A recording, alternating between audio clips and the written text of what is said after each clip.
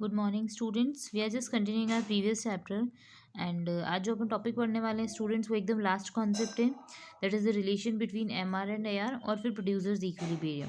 So let's discuss this. तो first point पे बोलता है that what is the relation between M R and A R, मतलब marginal revenue और A are average revenue के बीच में क्या डिफरेंस है, सॉरी क्या रिलेशन है। सो वी कैन सिंपली से कि मार्जिनल रेवेन्यू अगर आपको कैलकुलेट करनी है तो you need T R, total revenue चाहिए, ठीक है। And if you want to calculate your average revenue तो एज यू नो दैट कि आपको उसके लिए भी क्या चाहिए, टी आर चाहिए। So both are based on the T R revenue, means total revenue. दोनों के दोनों, चाहे एवरेज हो या चाहे मार्जिनल हो, दोनों के दोनों काय पे बेस्ड होते हैं, टोटल रेवेन्यू के कॉन्सेप्ट पे बेस्ड होते हैं। Means we need total revenue for both of them.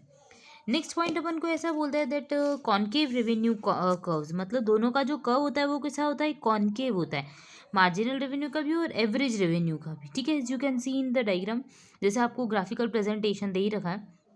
So when the average revenue curve is convex to the origin, जिस केस में एवरेज रेवेन्यू का कर्व कॉन्वेक्स होता है ओरिजिन की साइड, आपको पता है जब ऐसा कर्व बनता है तो कॉन्केव होता है, ऐसा कर्व बनता है तो कॉन्वेक्स होता है। यानी कि अगर आपका एवरेज रेवेन्यू कर्व, यानी I am talking about this particular line, ये लाइन के बारे में अगर मैं बात करती हूँ तो ये अगर कॉन्केव होता है, सॉरी कॉन्वेक्स होता है, तो in that particular case the marginal revenue के कर्व ऑल्सो भी कॉन्वेक्स, तो उस केस में मार्जिनल रेवेन्यू का कर्व भी कैसा हो जाता है, कॉन्केव, सॉरी कॉन्वेक्स हो जाता है। मैंने गलती से कॉन्केव बोल दिया।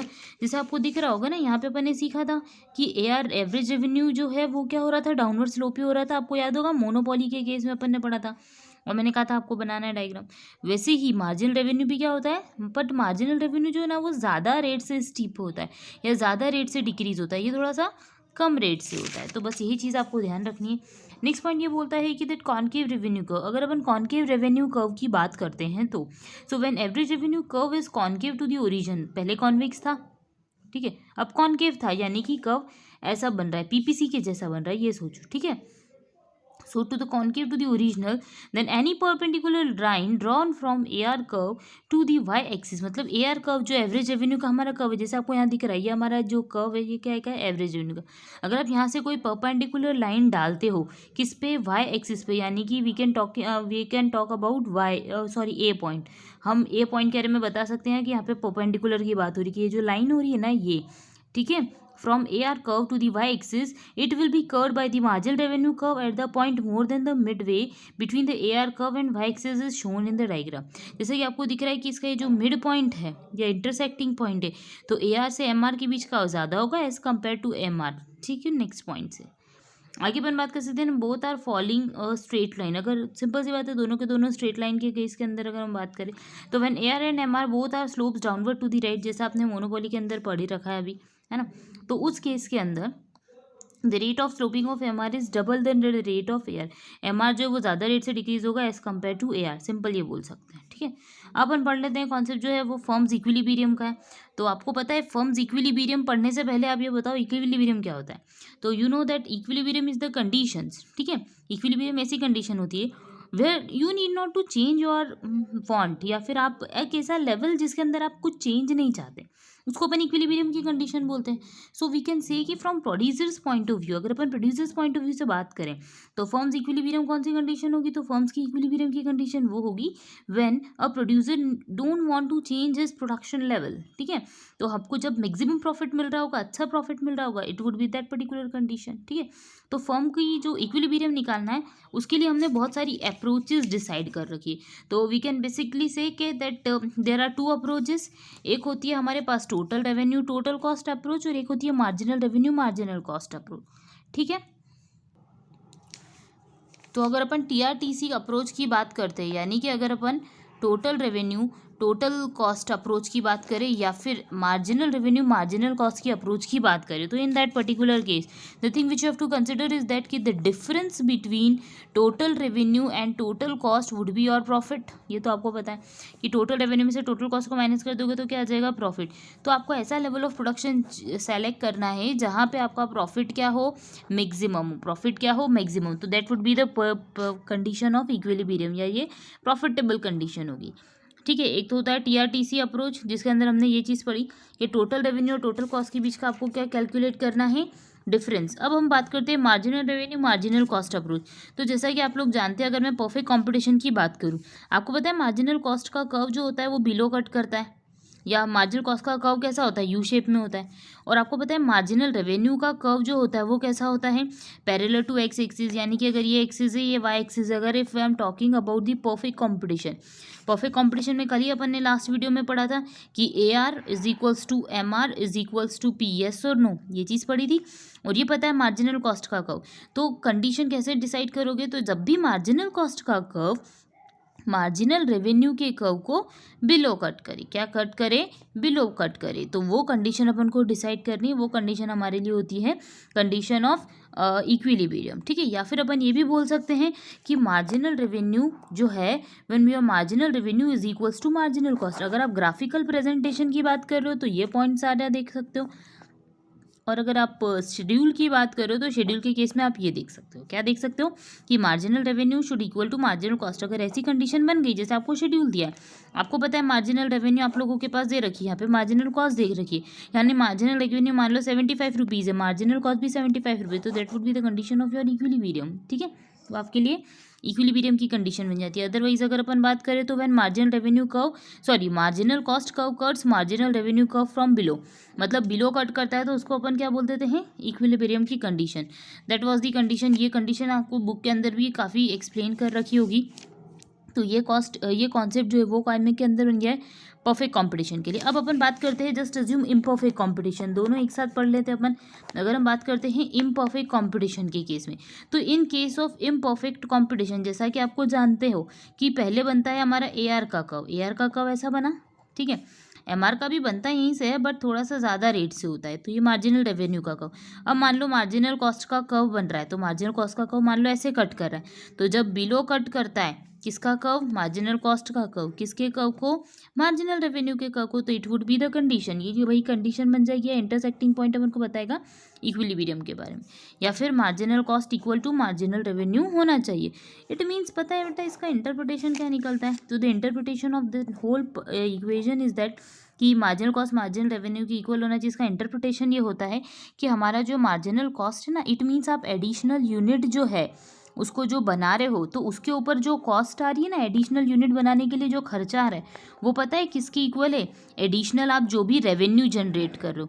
यानी एडिशनल यूनिट बनाई तो एक्स्ट्रा खर्चा लगा, यानी कि पहले 2 यूनिट बना रहे थे, अब तीसरी यूनिट बनाई तो खर्चा कितने का लगा, 5 का। तो उस 3 यूनिट को बेच के आपको एक्स्ट्रा इनकम भी कितनी हुई, 5 रुपये की हुई, तो कोई दिक्कत नहीं है ना, बना सकते हो, ना प्रॉफिट हो रहा है ना लॉस हो रहा है।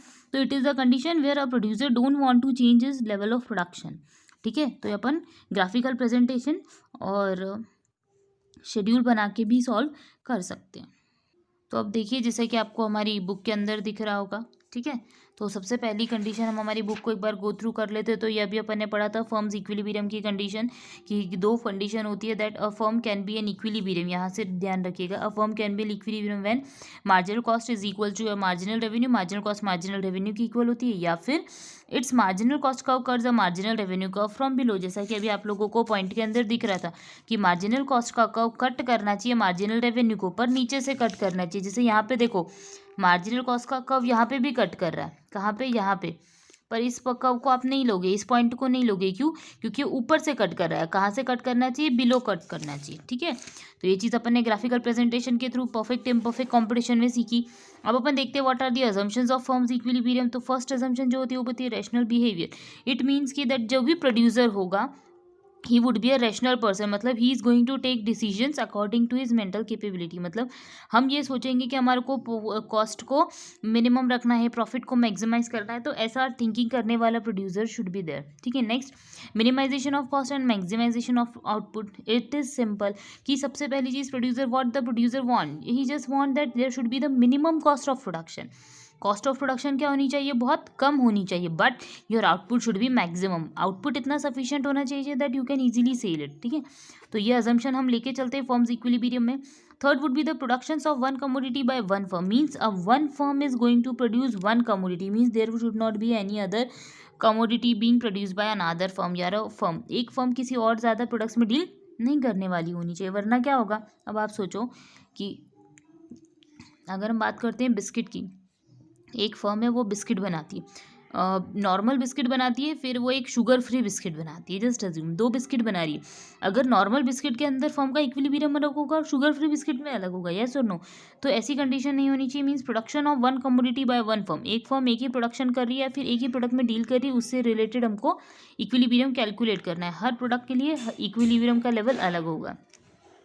Perfectly elastic supply of factor of production means हम ये बोल सकते हैं कि हमारे जो भी फैक्टर ऑफ प्रोडक्शन है they should be perfectly be elastic, वो इजीली चेंज हो सकते हैं जो भी हमारे फैक्टर ऑफ प्रोडक्शन है। Means if you want to increase our labour our material then we can easily increase it, ये प्रॉब्लम नहीं होनी चाहिए। Next would be your equal efficiency means you are going to give every single factor as an equal efficient, मतलब आप अपने हर factor of production को क्या करने वाले हो, इक्वली ट्रीट करने वाले हो। ठीक है, नेक्स्ट अपन ने पढ़ा अप्रोचेज ऑफ फॉर्म्स इक्विलिब्रियम, तो अभी पढ़ा टीआरटीसी अप्रोच और नेक्स्ट था एमआरएमसी अप्रोच।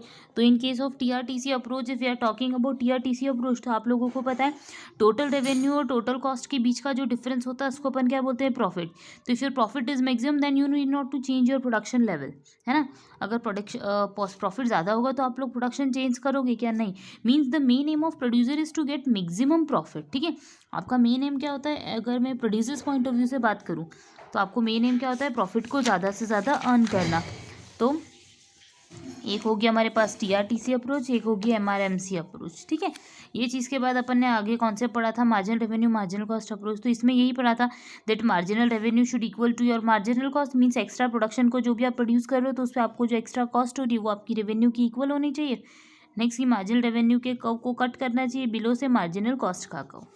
फिर अब पढ़ते हैं firms equilibrium under perfect competition. तो यहाँ पे हमको बुक में अलग अलग दे रखा है, कोई दिक्कत नहीं है, हमने एक साथ बनाना सीखा है। जैसे आप लोगों को यहाँ मैंने बताया AR MR P इक्वल होते हैं, तो मार्जिनल रेवेन्यू के मार्जिनल कॉस्ट के कर्व ने मार्जिनल रेवेन्यू के कर्व को बिलो कट किया। ऐसे ही आप लोगों को बुक के अंदर भी दिख रहा होगा कि मार्जिनल कॉस्ट का कर्व उन्होंने स्टार्ट ही यहाँ से किया है, बट मैंने आपको स्टार्टिंग से बताया कि कर्व यू शेप के अंदर होता है। तो यहाँ पे भी कट करेगा, यहाँ पे भी कट करेगा, तो आपको कौन सी कंडीशन ध्यान रखनी है, जहाँ पे बिलो कट होगा, जहाँ पर बिलो कट होगा, ये चीज़ को आप लोगों को ध्यान रखना है। ये कौन सा केस था, परफेक्ट कंपटीशन के अंदर। ठीक है, बट परफेक्ट कंपटीशन के अंदर भी शॉर्ट रन आप लोगों को बोलते ही माइंड में क्लियर होना चाहिए that short run would be the condition where you can not easily switch your factor of production, जब आप फिक्स्ड फैक्टर ऑफ प्रोडक्शन को चेंज नहीं कर सकते।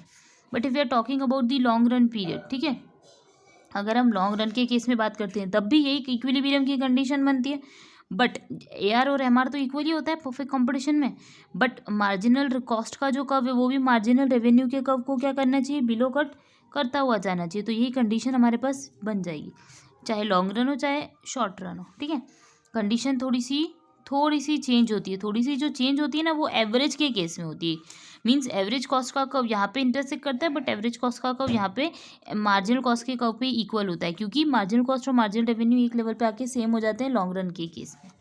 ठीक है, तो आपको ध्यान ये रखना है कि कंडीशन क्या होती है, तो मार्जिनल कॉस्ट का कर्व मार्जिनल रेवेन्यू के कर्व को बिलो कट करे।